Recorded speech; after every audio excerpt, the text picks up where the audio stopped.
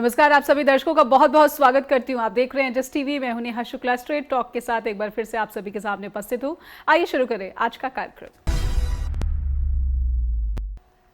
तो दिल्ली के विधानसभा चुनाव और लगभग सभी दलों ने जिस तरीके से इस चुनाव को लड़ा है, जिस तरह से लड़ते हुए देखे गए हैं, और मुद्दों की अगर बात की जाए तो तमाम मुद्दे जनता से जुड़े तो दिखाई दिए, लेकिन अब कहीं ना कहीं महंगाई को लेकर जो है एक ऐसा स्थिति बनती हुई दिख रही है कि शायद महंगाई का मुद्दा ही सबसे बड़ा मुद्दा रहेगा जिस पर मतदाता मत डालने से पहले सोचेगा, विचारेगा। क्योंकि दिल्ली में बीजेपी ने बजट को लेकर जिस तरह से श्रेय लेने की कोशिश की है, अरविंद केजरीवाल जिस तरीके से कह रहे हैं कि झुग्गी की जो जमीन है वो अगर बीजेपी की सरकार आई तो वो हड़प लेगी, और भी कई बात है। राहुल गांधी ने चुनाव आयोग को लेकर टिप्पणी की है सदन के भीतर। इन सभी मुद्दों का किस तरीके से जो है प्रभाव देखने को मिलेगा मतदान के दिन। आइए पहले अपने कुछ सवाल और कुछ फैक्ट जो चाहते हैं कि अपने दर्शकों के सामने रखें, उन पर नजर डालें। उसके बाद आज के हमारे पैनलिस्ट से आपका परिचय करवाएंगे। एक नजर आपके टीवी स्क्रीन पर कि महंगाई बनी दिल्ली चुनाव में बड़ा मुद्दा, क्या इसे ये समझा जाना चाहिए? क्योंकि पानी पर लगातार बवाल और अब बजट के बाद पूरा फोकस मिडिल क्लास पर। बीजेपी केंद्रीय बजट का श्रेय लेने में जुटी हुई है, हालांकि चुनाव आयोग को इसका संज्ञान लेना चाहिए। इस तरह की कोई भूमिका की जब बात आती है तो कहीं ना कहीं चुनाव आयोग की जो है निष्पक्षता पर सवाल उठ रहे हैं। और अरविंद केजरीवाल ने जिस तरीके से झुग्गियों की जमीन को लेकर स्टेटमेंट दिया है और बीजेपी पर आरोप लगाया, इसका मतदाताओं पर क्या प्रभाव देखने को मिल रहा है? कांग्रेस इन चुनाव में राष्ट्रीय राजधानी में अपनी जो उपस्थिति है क्या सुधार पाई है, क्या मजबूत हो पाई है पहले की बनस्पत? इसी कुछ सवाल और कुछ तथ्यों को समझने की कोशिश करेंगे कि मतदान और उसके बाद जो निर्णय वाला दिन होगा, निर्णायक दिन होगा, नतीजों का दिन होगा, उसका इन मुद्दों पर कितना प्रभाव देखने को मिलेगा। ये स्वागत कर लेते हैं। हमारे साथ जुड़ चुके हैं आम आदमी पार्टी से प्रवक्ता है विक्रमजीत पासी, हमारे साथ बीजेपी के प्रवक्ता है गुरप्रीत ढिल्लों, हमारे साथ कांग्रेस की प्रवक्ता है ऋतु चौधरी और पॉलिटिकल एनालिस्ट है संदीप चौधरी। आप सभी का बहुत बहुत स्वागत करती हूं मैं। और शुरुआत में गुरप्रीत जी आपसे ही करना चाहूंगी, क्योंकि कहीं ना कहीं केंद्रीय बजट के बाद से जिस तरीके से मध्यम वर्ग को लाभ करने की बात हो रही है और इसका श्रेय पीएम मोदी भी ले रहे हैं रैली में, तो दिल्ली बीजेपी भी नहीं चूक रही है। अखबारों में जिस तरीके से प्रचार प्रकाशित हुआ है, चुनाव आयोग पर भी सवाल उठ रहे हैं कि चुनाव आयोग संज्ञान क्यों नहीं ले रहा है। लेकिन बड़ी बात यह भी है कि क्या जो नियम है चुनाव संबंधी उसका बीजेपी को कोई फिक्र नहीं, कोई जो है कदर नहीं? देखिए नेहा जी, सभी को नमस्कार मेरी तरफ से, एनालिस्ट को भी, आपके दर्शकों को भी जी। और जब बजट सत्र होता है, पार्लियामेंट चलता है, पार्लियामेंट के अंदर बजट पेश किया जाता है, तो उसमें कोई रोक टोक नहीं होती है चुनाव आयोग की। तो अभी बजट पेश हुआ, उसने सबके सामने आना ही था, चर्चा उस पर होनी ही थी। और चर्चा में ये निकल के आया जो कि आम आदमी पार्टी या दूसरी पार्टियां ये कह रही थी लगातार कि मिडिल क्लास को कोई नहीं पूछता। तो प्रधानमंत्री मोदी जी ने मिडिल क्लास को इस बार खूब अच्छे से पूछा और उनका बड़ा अच्छे से ख्याल किया। देखिए, सीधा सीधा 12 लाख पर स्लैब को ले जाना कि आप जो सैलरी क्लास है उसकी इनकम अगर 12 लाख तक है तो उसको कोई एक छोटा टैक्स भी नहीं देना की जरूरत नहीं है जी। ये एक बहुत बड़ी राहत है मिडिल क्लास के लिए। हम सब मिडिल क्लास में आते हैं, हो सकता है हमारे में से पैनलिस्ट हो जो नहीं मिडिल क्लास में ऊपर होंगे, लेकिन हम लोग तो मिडिल क्लास में आते हैं, तो इसलिए एक बहुत बड़ी राहत ये मिली है। गुरप्रीत जी, इसी में एक सवाल जोड़ देती हूँ, क्या वो जो 40 लाख टैक्स पेयर्स है दिल्ली के, उस पर क्या जो है इंटेंशन था बीजेपी का या फिर एनडीए की सरकार का केंद्र में? नहीं, ऐसा कुछ भी पिन पॉइंट करके कोई इंटेंशन नहीं होता है कभी भी किसी चीज का, किसी गवर्नमेंट का। अब ये राहत तो पूरे देश में मिली है, आप ये तो कह नहीं सकते कि ये दिल्ली के लिए, देश का, यूनियन का बजट है। दिल्ली बीजेपी खुद अखबार में प्रचार करवा रही, प्रकाशित किया है कि देखिए ये बीजेपी का जो है ये काम है, सरकार ने ऐसा कर दिखाया, मध्यम वर्ग को राहत दिए। तो श्रेय तो बीजेपी ले रही है। उसका लाभ नहीं बीजेपी लेगी, बीजेपी ने किया है, बीजेपी की लेगी श्रेय, और कौन लेगा? बजट बीजेपी ने पेश किया है, जब सरकार बीजेपी की है तो वही लेगी ना।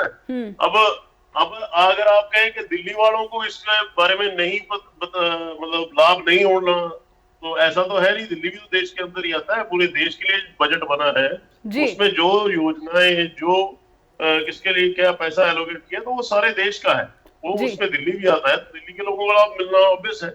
लेकिन इसके ऊपर झूठ मूठ के केजरीवाल जी के रोज ड्रामेबाजी हम देख रहे हैं कि सुबह उठ के 10-11 बजे एक प्रेस को कर देते हैं रिलीज उसमें कभी ये झूठ बोल देते हैं कि बाकी सरकारें जो है वो लोगों की दुश्मन है और वो जहर मिला रही है पानी में। मास जेनोसाइड जैसा वर्ड उन्होंने यूज किया। तो इससे बुरी एक मानसिक स्थिति और क्या हो सकती है कि एक देश का एक मुख्यमंत्री एक प्रदेश का ये ऐसी बातें करता हो। जी तो बिल्कुल। इसलिए दिल्ली की जनता सब समझती है इनकी नालायकियां नाकामियां जो इन्होंने की हैं पिछले सालों के अंदर, और उसका जवाब ठीक है, मैं दिल्ली की रितु जी जनता से इससे देगी। पहले कि आम आदमी पार्टी के प्रवक्ता के पास जाऊं, रितु जी मैं आपसे एक छोटी सी टिप्पणी करना चाहूंगी कि बीजेपी जिस तरीके की पॉलिटिक्स करती हुई दिल्ली के विधानसभा चुनाव में नजर आई है, अब मैं बजट से संबंधित जो सवाल मैंने बीजेपी से किया था, आपकी छोटी सी टिप्पणी, उसके बाद आम आदमी पार्टी से संबंधित। जी देखिए, बीजेपी जो है हर चुनाव में जो है चौंका देती है कि अब की बारी कितना और गिरेगी। आपने देखा होगा कि प्रवेश वर्मा और रमेश बिधूड़ी को टिकट देकर सबसे पहले तो बीजेपी ने यह साबित किया कि उनकी पार्टी में बाकायदा गालीबाजों का और जो देश को बांटने काम करते हैं, जो हिंदू मुसलमान करने काम करते हैं, उनका जो है जो पद है वो सर्वोच्च है, सर्वोपरि है, और ऐसे लोगों को जो है प्रमुखता से टिकट देती है बीजेपी। ये इन्होंने साबित किया। उसके फौरन बाद जो है जैसे ही टिकट मिलता है, रमेश बिधूड़ी जो है महिलाओं पर, जो विपक्ष की उनकी महिलाएं थी जो उनके अगेंस्ट जो है चुनाव लड़ रही हैं, उसके लिए उन्होंने इतने अपशब्द कहे, इस पर बीजेपी के किसी नेता का कोई बयान नहीं आया, ना ही उनसे किसी प्रकार की सफाई मांगी गई। ये एक स्तर और जो है भाजपा गिर गई। उसके बाद देखिए जब बजट पेश किया जाता है तो बाकायदा बजट को जस्ट जो है इस तरह से पेश किया जाता है कि दिल्ली के चुनाव में इसका पूरी तरह से प्रभाव पड़ सके। जैसा कि आपने बताया कि 40 लाख वोटरों को प्रभावित करने के लिए बाकायदा उस चीज पर जोर दिया जाता है कि 12 लाख से जो है 12 लाख से कम जो है वो टैक्स नहीं लगेगा, उससे ऊपर वालों को लगेगा, और सीधे सीधे जो है मिडिल क्लास को टारगेट किया जाता है। और इस पर ना चुनाव आयोग कोई संज्ञान लेता है, ना ही इस प्रकार का कोई इनको खुद को जो है ना संवैधानिक जो है हकों की चिंता है, ना लोकतांत्रिक जो है वो मूल्यों की चिंता है।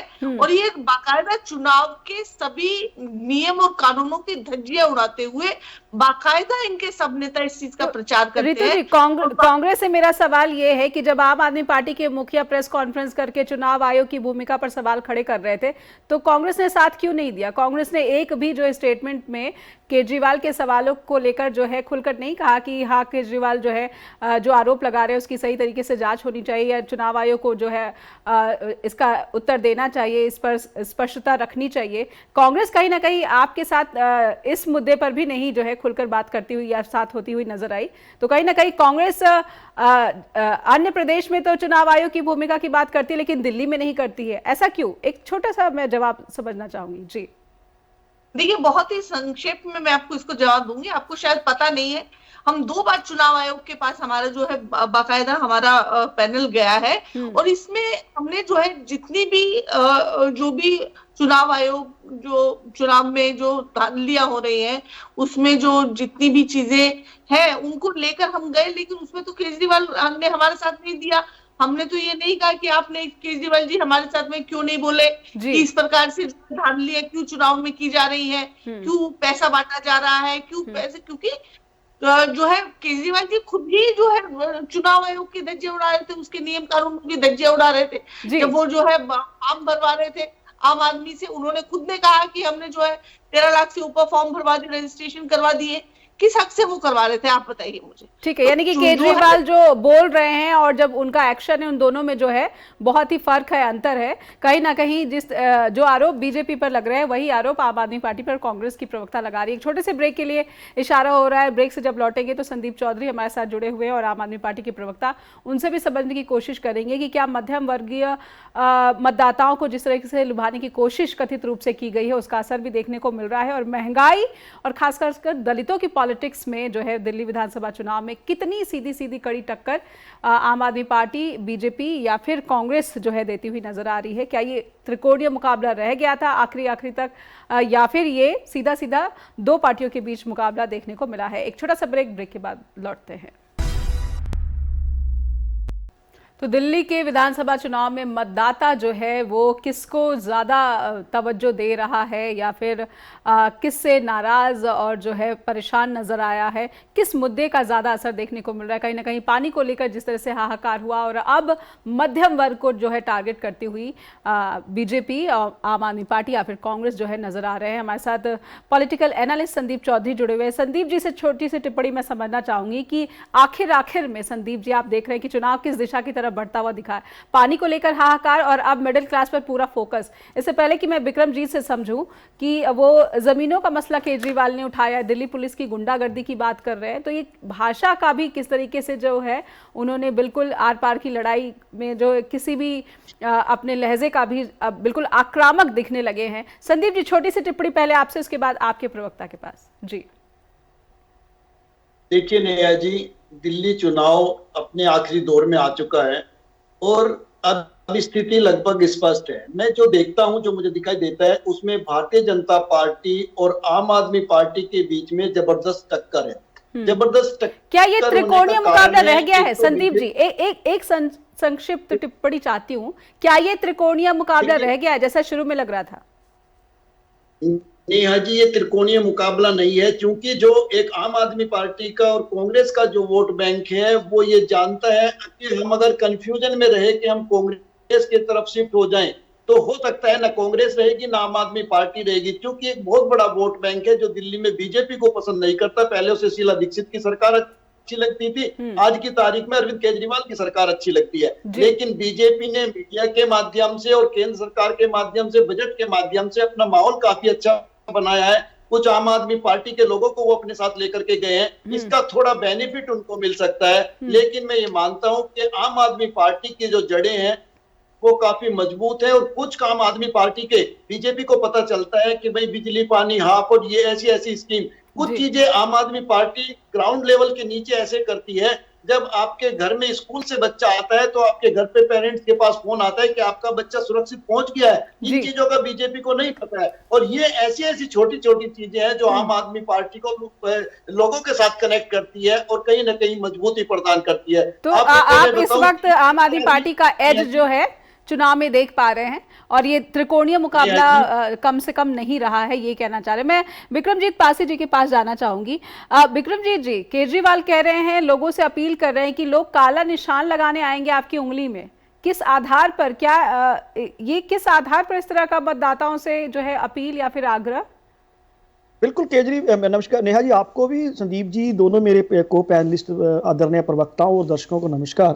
बिल्कुल केजरीवाल जी ने जो ग्राउंड लेवल पे शरारतें की जा रही हैं उनके बारे में लोगों को पूरी तरह जागरूक किया और हमारा भी फर्ज बनता है लोगों को जागरूक करना कि अगर कोई कहे कि चुनाव आपके घर पे आके वोट डलवा देगा, ये काली स्याही लगवा लो उंगली पे, तो वो नहीं होना चाहिए। बेझिझक होके बिना डर जाके वोट डालें। यहाँ तक भी डराया जा रहा है। नहीं, राष्ट्रीय राजधानी में चुनाव आयोग की इतनी इनकेपेबिलिटी है कि कोई भी ग्रुप आएगा और बोलेगा कि आपके उंगली पर काला निशान लगा लेते हैं और आपको घर बैठे ही जो मतदान की सुविधा मिल रही है। इस तरह से हो सकता है राष्ट्रीय राजधानी में? मैं समझना चाहती हूँ आम आदमी पार्टी जी। नेहा जी, गुरप्रीत जी, मेरी बात चल रही है, मैं आपको इंटरप्ट नहीं किया। देखिए बात ऐसी है नेहा जी, आपने चुनाव आयोग की बात की, हमारे पॉलिटिकल एनालिस्ट भी बैठे हैं। चुनाव आयोग ने अपनी ताकत दिखाई थी TN शेषन जी के समय। आज के चुनाव आयुक्त के बारे में तो केजरीवाल जी ने क्लियर ही बताया कि वो तो रिटायरमेंट के बाद का प्लान देख रहे हैं। अब एक चीज देखिए नेहा जी, इन चुनाव में दिल्ली के अंदर जो हमारी राजधानी है, एजेंसीज का दुरुपयोग, रमेश बिधूड़ी वर्मा जैसे लोगों द्वारा गाली गलोच का उपयोग, पैसा, बूट, साड़ियां, चादरें बांटी, पत्रकार भी कर दिए अंदर, पर जहां नाम आए बीजेपी का चुप रहता है चुनाव आयोग। ये है इस दिल्ली की सच्चाई।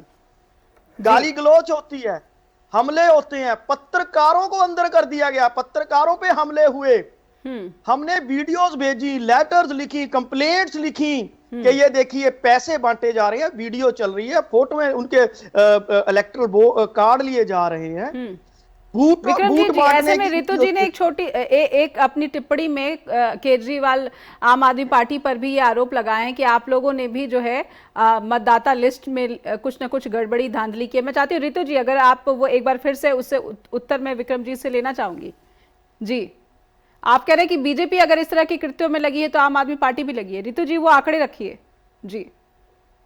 देखिए इन्होंने जो है बाकायदा जो है औरतों को, महिलाओं को पैसा बांटने के नाम पे इन्होंने रजिस्ट्रेशन किया कि हम जो है आने वाली सरकार के समय में बाकायदा आपको पैसा बांटेंगे। इन्होंने पूरे उनके डेटा जो है वो लिया, उनका आधार कार्ड उनका करके बाकायदा रजिस्ट्रेशन किया, और इनके प्रवक्ता बड़े गर्व से जो है नेशनल चैनल्स पर बोलते थे। इसका उत्तर विक्रम जी से ले लेते, क्या ये चुनावी आचार संहिता का उल्लंघन नहीं था? जी देखिए नेहा जी, इसमें कोई चुनाव आचार संहिता का उल्लंघन नहीं हुआ। ये चुनाव आचार संहिता लगने से पहले हमने एक रजिस्ट्रेशन का प्रोसेस शुरू किया था, क्योंकि महिलाओं को हमने 2100 रुपया महीना देना है, लारा नहीं लगाना, कोई जुमला नहीं है ये। और दूसरी बात, मेरे गुरप्रीत जी बोल लेने दे, उसके बाद मैं आऊंगी आप अपनी बारी में बोल लेंगे जी। अब मैं रितु जी को बता दूं कि जब 2017 में आपने पंजाब का इलेक्शन लड़ा था कांग्रेस ने, और आपकी सरकार 2017 में बनी थी, उससे पहले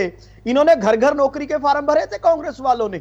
वैसे दी नहीं थी घर घर नौकरी, घर घर जाके इन्होंने फार्म भरे थे। आपके कितने बच्चे हैं, क्या क्या क्वालिफिकेशन है जी? ये कांग्रेस का मैं आपको चरित्र बता। दूसरी बात आप सुनिए, आपने अब बजट की बात की थी नेहा जी, अब उस पर मैं बता दूं कि बिल्कुल 12 लाख की स्लैब आई है, लेकिन एक जेब से थोड़ी सी राहत डाली का मध्यम वर्ग को, दूसरी जेब से काफी कुछ निकाल लिया। वो कैसे, मैं बताता हूं जी। लॉन्ग टर्म कैपिटल गेन 2% बढ़ा दिया, शॉर्ट टर्म कैपिटल गेन 5% बढ़ा दिया। लोगों को उम्मीद थी कि बजट के जो पेट्रोल डीजल पे ये 100% सेंट्रल गवर्नमेंट टैक्स लेती है, चार्ज लेती है, उसमें कुछ कटौती करेंगे, नहीं की। और जो 2% में ये 12 लाख वाली भी है ना जी, हमारे देश में कुल 2 करोड़ 80 लाख करदाता है, जो 2023-24 का आंकड़ा है जी। और मध्यम वर्ग के महज 2% लोगों को बेनिफिट मिलेगा, वो भी 6% का बेनिफिट। 2% लोगों को 6% का बेनिफिट मिलेगा।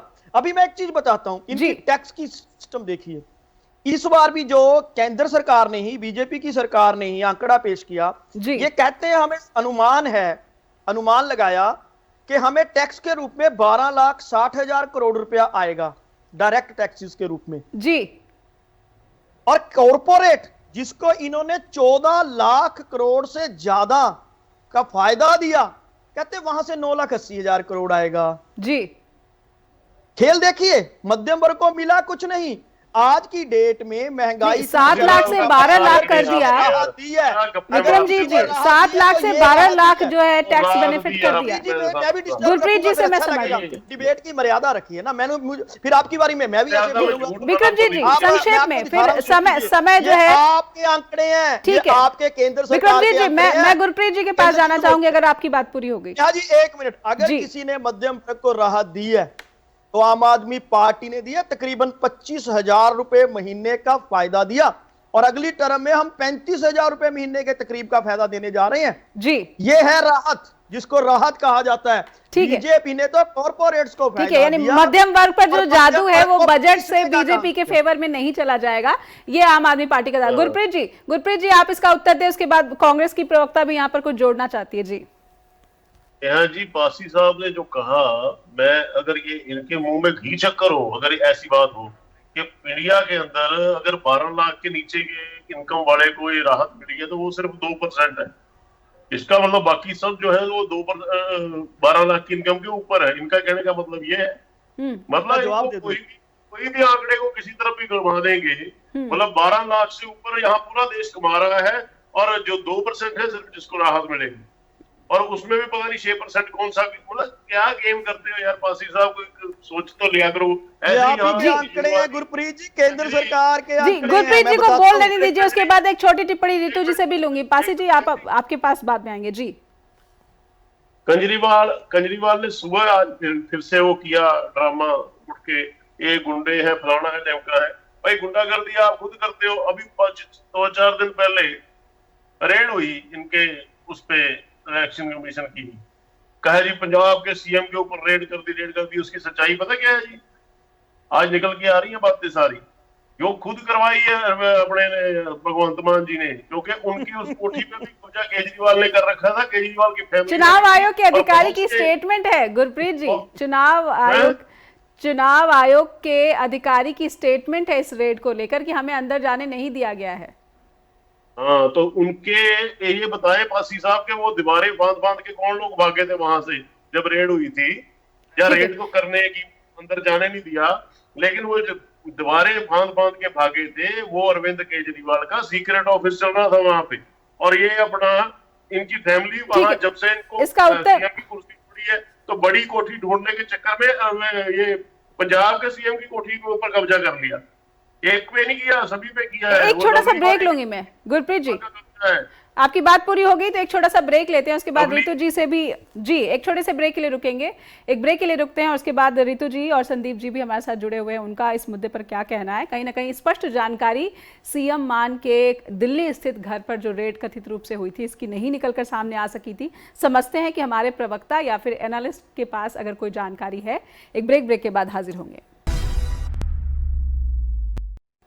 फिर से स्वागत है, आप देख रहे हैं स्ट्रेट टॉक और हम समझने की कोशिश कर रहे हैं कि दिल्ली के चुनाव में पानी और अब क्या महंगाई पर मतदाताओं का फोकस है, जिस तरीके से मध्यम वर्ग को लुभाने की कोशिश की जा रही है। हमारे साथ कांग्रेस की प्रवक्ता रितु चौधरी जुड़ी हुई हैं। गुरप्रीत जी ने ये बात छेड़ दी कि सीएम मान के दिल्ली स्थित आवास पर जो है रेड भी आम आदमी पार्टी ने दिलवाई।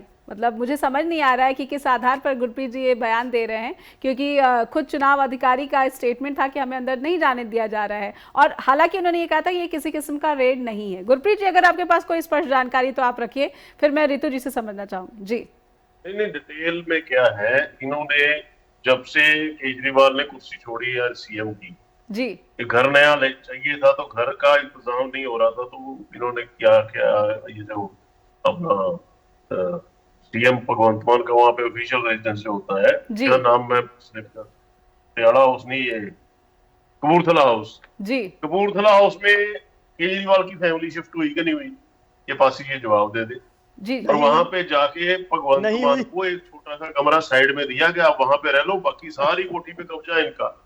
अब सुनने में तो ये आया है कि इस बहाने से वो कब्जा छुड़वाना चाहते थे मान साहब, मान साहब ने पता नहीं क्या। ठीक है, ये इनसाइड स्टोरी एंगल है, ये रियलिटी है। उस कब्जा छुड़वाने के चक्कर में वहां पे रेड, और ये लोग वहां से भागे हैं दीवारें बांध बांध के, इनके केजरीवाल की फैमिली के लोग और बाकी जो अमला फैला था वहां से। ठीक है, लेकिन स्पष्ट जानकारी चुनाव आयोग की तरफ से नहीं आ सकी है।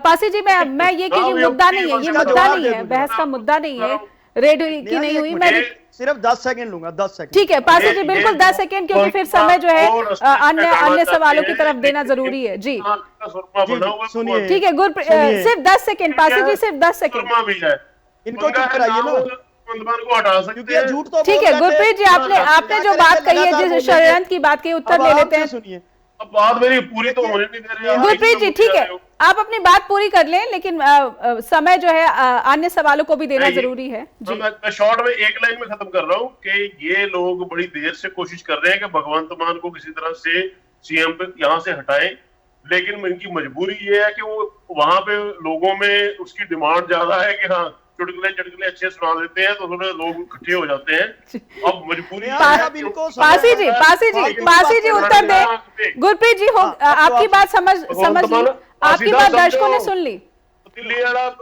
ठीक है गुरप्रीत जी, आपकी बात दर्शकों ने सुन ली। पासी जी से उत्तर ले ले, पासी जी से उत्तर ले ले। शांत हो जाइए।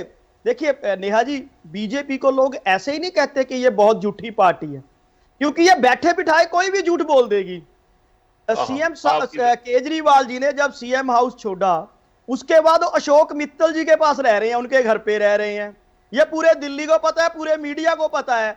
इनको बैठे बैठे सपना आया कि कह देते हैं कपूरथला हाउस में रह रहे हैं, झूठ बोलने से क्या जाता है, क्योंकि ये है ही बहुत झूठी पार्टी।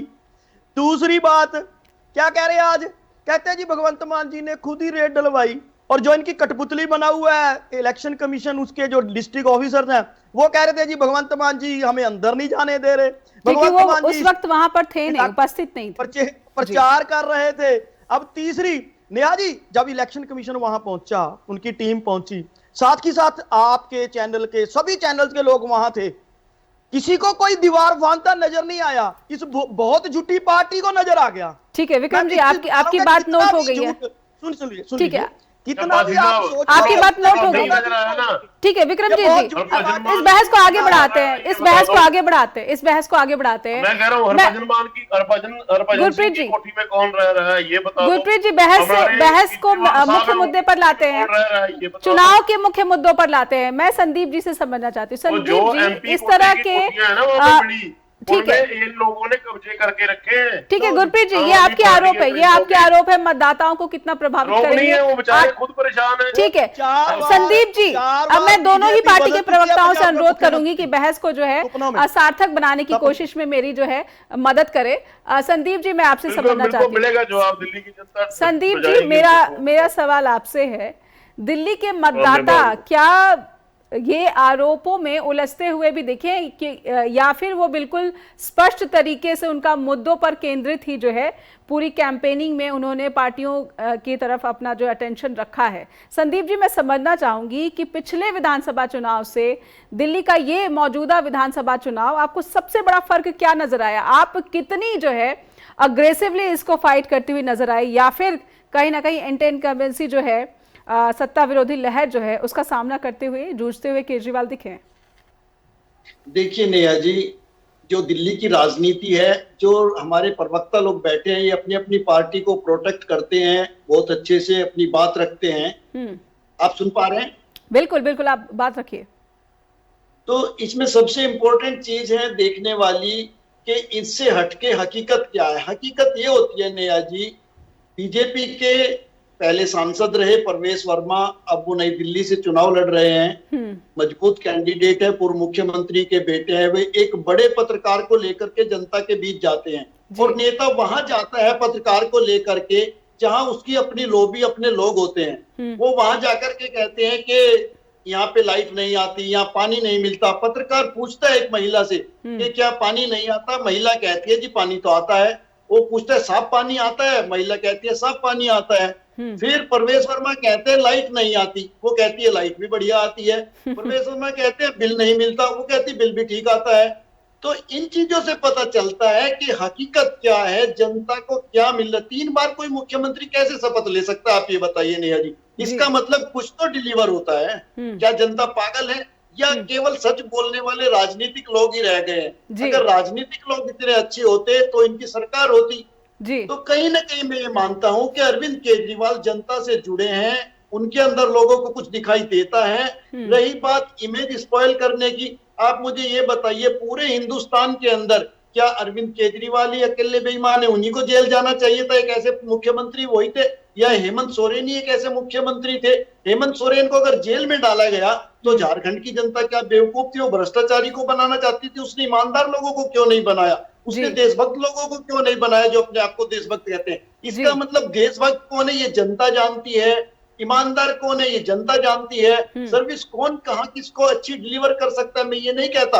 हो सकता है कई स्टेट में भाजपा की अच्छी सरकारें चल रही हो, भाजपा की नीतियां पसंद आ रही हो, लेकिन देखिए पंजाब की अगर मैं बात करूं, पूरे हिंदुस्तान के अंदर ऐसा कोई जगह नहीं है जिस तरीके से पंजाब के अंदर सरकारी स्कूलों में कन्वेंस दिया जाता है, बच्चों को लेने के लिए बस आती है सरकार की तरफ से। अब पूरे हिंदुस्तान में अलग अलग जिलों की सरकार है, बताइए किस स्टेट में ये सुविधा है? ऐसी कई चीजें हैं जिसपे आम आदमी पार्टी तो आप कह रहे हैं कि हेल्थ सेक्टर में आम आदमी पार्टी ने बेशक वो दिल्ली क्यों ना पंजाब क्यों हो, ठीक है संदीप जी, आम आदमी पार्टी के शिक्षा क्षेत्र में किए योगदान से काफी ठीक है। गुरप्रीत जी पासी जी गुरप्रीत जी पासी जी, अनुरोध है, एक छोटे से ब्रेक का इशारा हो रहा है। संदीप जी की बात पूरी नहीं हो सकी, एक छोटा सा ब्रेक लूंगी, इसके बाद जब लौटूंगी तो मैं रितु जी से भी समझने की कोशिश करूंगी कि हेल्थ सेक्टर हो या फिर एजुकेशन सेक्टर हो, बात ये हो रही है कि आम आदमी पार्टी की सरकार ने जनता को राहत देने की कोशिश की है, सुविधा देने की कोशिश की है, लेकिन इसके आगे क्या कुछ ना कुछ मतदाता जो है छिटकते हुए भी नजर आ रहे हैं,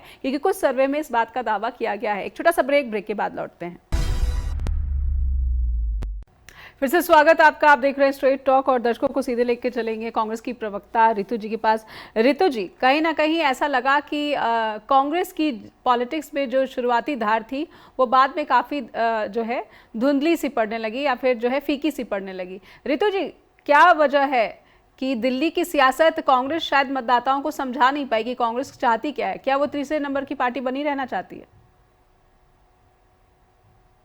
देखिए, यही बात अगर आप मुझसे 1 महीना पहले कहते तो मैं जरूर आपकी बात का समर्थन करती, लेकिन अचानक से जो है कांग्रेस की तरफ जो है कार्यकर्ता दिल्ली के लोगों का झुकाव हुआ है, और बहुत ज्यादा जो कांग्रेस के कार्यकर्ता नहीं भी है वो भी अब कांग्रेस वाली दिल्ली की बात करने लगे हैं, शीला दीक्षित वाली दिल्ली की बात करने लगे हैं। आपने देखा होगा कि हमारी तमाम जितनी भी रैलियां हो रही है उसमें अपार जनसमूह आपको दिखाई देता है, लाखों की भीड़ है। तो इससे साफ पता चल रहा है कि जनता का रुख कहीं ना कहीं बदल रहा है, हमारा वोट परसेंटेज जो है पहले से काफी ज्यादा बढ़ गया है। यही कारण है कि केजरीवाल जी बौखलाए हुए घूम रहे हैं, तमाम तरह की अनशर्ट बयान दे रहे हैं, जिसमें उन्होंने ये भी बोला कि ये ऐसा होगा तो वैसा होगा, इनकी तो आपकी जमीन ले लेंगे। वही जो मोदी जी के पद चिन्हों पर चलते हैं, वो बोलते थे कि मंगलसूत्र ले लेंगे, भैंस ले लेंगे, ये बोल रहे हैं कि जमीन ले लेंगे। तो इस तरह की चीजें। दूसरी बात कि जनता अब समझ चुकी है कि जिन दलितों का और जिन जो बाहरी दिल्ली का जितना भी गरीब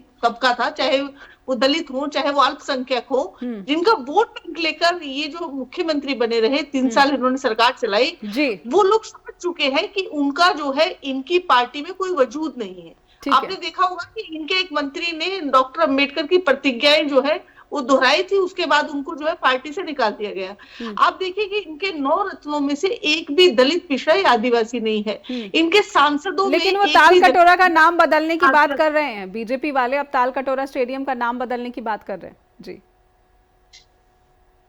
रितु जी, आप सुन पा रही मुझे? जी जी जी, मैं कह रही हूँ कि बीजेपी के प्रवेश वर्मा अब ताल कटोरा स्टेडियम का नाम बदलकर वाल्मीकि स्टेडियम करने की बात कर रहे हैं।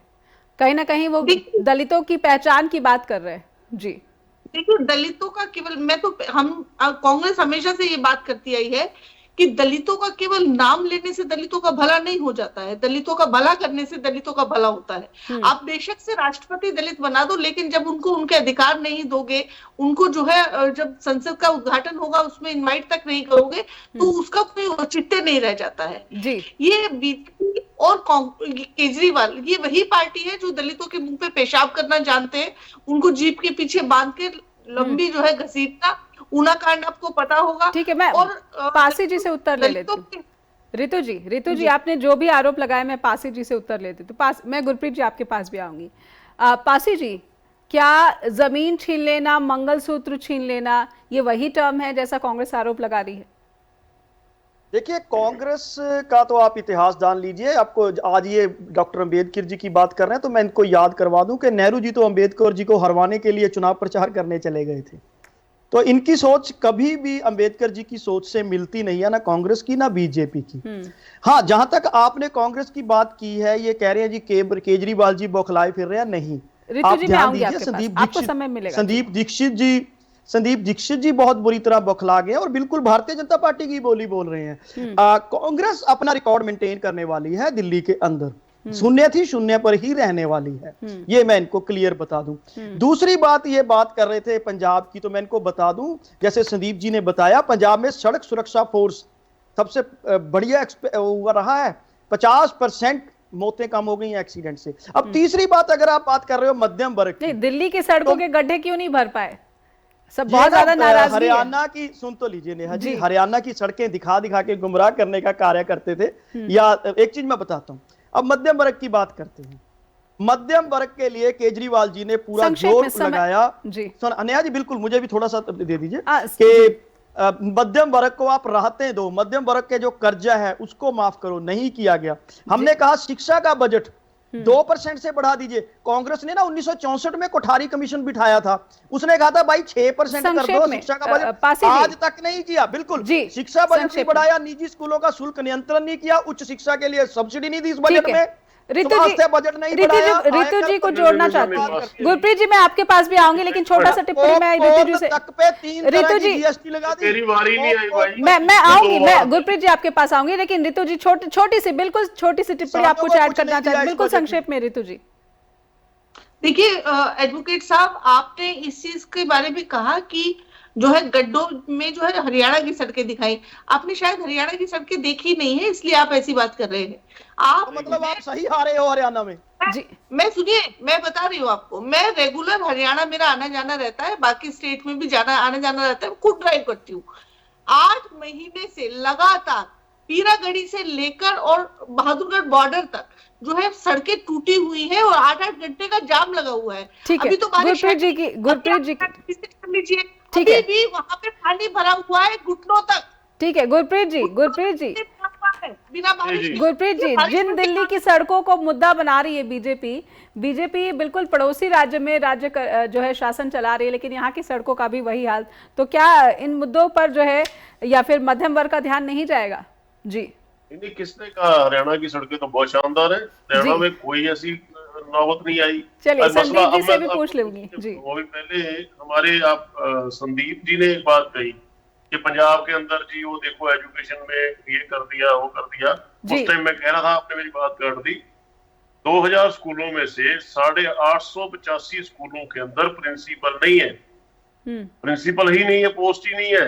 ये और झूठ है। 4-4 स्कूलों का प्रभार संभाल रहा है, 3-3 4-4 स्कूलों को। एक और झूठ है बीजेपी। ठीक है, एक मिनट ठीक है गुरप्रीत जी, बात संक्षेप में। ये मेरा आंकड़ा नहीं है नेहा जी, जी ये टीचर यूनियन का आंकड़ा है। उन्होंने ये बिल्कुल इसकी कंप्लेंट की है कि हमारे जो टीचर्स हैं उनको ना प्रमोशन दी जा रही है, उनको प्रिंसिपल बना के आप क्यों नहीं लगाते वहाँ पे? ठीक है गुरप्रीत जी, अगर ये बिल्कुल तथ्यात्मक आरोप है तो इसकी जरूर जो है सुनवाई होनी चाहिए। मैं संदीप जी से समझ लेती हूँ। संदीप जी, दिल्ली में महंगाई, मैम मेरे को एक मुद्दा तो बोल लेने दीजिए। ठीक है गुरप्रीत जी, संक्षेप में रखिए, समय समाप्त हो रहा है, इसलिए मेरा निवेदन है ज्यादा समय बात का जवाब पासी जी। ठीक, गुरप्रीत जी आप बात रखें संक्षेप में, फिर मेरा सवाल जो है दूसरी बात, बड़ी बात ये है, बड़ी मैं एक लाइन में खत्म करूंगा, ज्यादा लंबा नहीं जाता जी। सीधा बात है, अगर दिल्ली में बाढ़ आ जाए तो हरियाणा जिम्मेवार, अगर प्रदूषण हो जाए तो पंजाब जिम्मेवार, अगर वहां की पराली सड़ती है जिसके धुआं आता है पंजाब जिम्मेवार,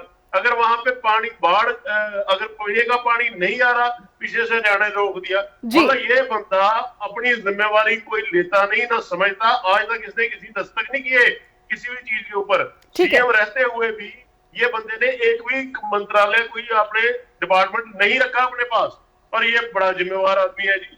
सबसे ज्यादा करप्ट आदमी, सबसे ज्यादा अपने आप को ईमानदार आदमी। ठीक है, ठीक है, ये ठीक है, जवाब ले लीजिए नेहा जी। पासी जी बिल्कुल संक्षेप में, मेरा संदीप जी से एक आखिरी सवाल छूट जाएगा। भ्रष्टाचारियों की कोई शरण स्थली है, चाहे छगन भुजबल की फाइल गायब करने वाली हो, चाहे हेमंत शेखा। ठीक है, ये एक बहुत लंबी लिस्ट है, ये अलग बहस है, ये बिल्कुल बहस अलग है।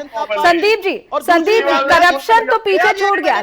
मैं संदीप जी से सवाल, पासी जी आपकी बात मैं दर्शकों तक पहुंच गई है, छगन भुजबल हो या इस लिस्ट में बहुत सारे नाम अजीत पवार हो, ये बहस का मुद्दा नहीं है, ये बिल्कुल अलग मुद्दा है। दिल्ली के विधानसभा चुनाव पर आते हैं, दिल्ली चुनाव पर लौटते हैं। बिल्कुल जाते जाते संदीप जी से छोटी टिप्पणी। पासी जी, गुरप्रीत जी दोनों से निवेदन है, संदीप जी से एक आखिरी टिप्पणी। संदीप जी, करप्शन के बहुत पीछे छूट गया, महंगाई हावी रही। संदीप जी, संदीप जी को बोल रहे नेहा जी, देखिए जो चुनाव होता है, चुनाव समीकरण से जीता जाता है, और मुझे लगता है भाजपा सारे एफर्ट करने के बाद भी, एक तो मैं ये मानता हूँ मुस्लिम समाज के अंदर भाजपा से नाराजगी है। कुछ ऐसे स्टेटमेंट आते हैं कि जहां गोल टोपी दिख जाती है या तो उसे पाकिस्तान से जोड़ दिया जाता है या आतंकवाद से जोड़ दिया जाता है। और कई सरदार ऐसे हैं, मेरे साथी पैनल में भी हो सकते हैं, जिन लोगों ने पगड़ी बांधनी छोड़ दी, क्योंकि पगड़ी में उन्हें केवल खालिस्तान दिखता है। खुलकर बीजेपी के प्रवक्ताओं ने सरदारों को खालिस्तानी बोला है, कनाडा से जोड़ देते हैं। बिना वजह इन चीजों को दूर नहीं कर पाए। और पहली बार संदीप जी, पहले बार देश के अंदर ऐसे प्रधानमंत्री देखे जो पंजाब संदीप जी बचा के आ गया। संदीप जी प्रधानमंत्री है जिसने वीर बाल दिवस, ठीक है, गुरप्रीत जी बिल्कुल संक्षेप में उत्तर दें। गुरप्रीत जी बिल्कुल संक्षेप में उत्तर दें, समय समाप्त हो गया। हाउसेस में खंड पाठ कराए, आप लोग बिना वजह के अपनी पढ़ाई। प्रवेश वर्मा ने पंजाबियों का अभी अपमान किया है, ठीक है, पहले पंजाबियों का किसने अपमान किया है? ये पंजाबी जो मतदाता है वो इसका फैसला लेंगे। 8 फरवरी को नतीजे आएंगे। समय समाप्त हो गया, आप सभी का बहुत बहुत धन्यवाद। ठीक है, समय समाप्त हो गया, समय समाप्त हो गया। बहुत बहुत आभार आप सभी का कि आप आए और स्ट्रेट टॉक के मंच पर जुड़े, और दिल्ली के विधानसभा चुनाव में असल मुद्दा क्या बन रहा है या फिर कौन सा वर्ग किस मुद्दे से प्रभावित होता दिख रहा है। ताल कटोरा स्टेडियम का ऐन जो है मौके पर ये कहना कि नाम बदल दिया जाएगा, दलित वोटर्स को लुभाने की कोशिश। लेकिन केजरीवाल ने जिस तरीके से चिताया है, क्या राष्ट्रीय राजधानी में चुनाव आयोग इतना जो है निष्क्रिय दिख रहा है या फिर निष्प्रभावी दिख रहा है या फिर पक्षपाती दिख रहा है? ये इस सभी जो है आरोपों का और सवालों का जवाब 8 फरवरी के दिन जब नतीजे आएंगे तो मिल जाएंगे जनता को। बहुत बहुत धन्यवाद। लेकिन भूलिए नहीं, हमें फीडबैक जरूर भेजिए info@justbroadcasting.com और neha@justbroadcasting.com पर भी। लगातार जुड़े रहिए जस्ट टीवी पर। नमस्कार।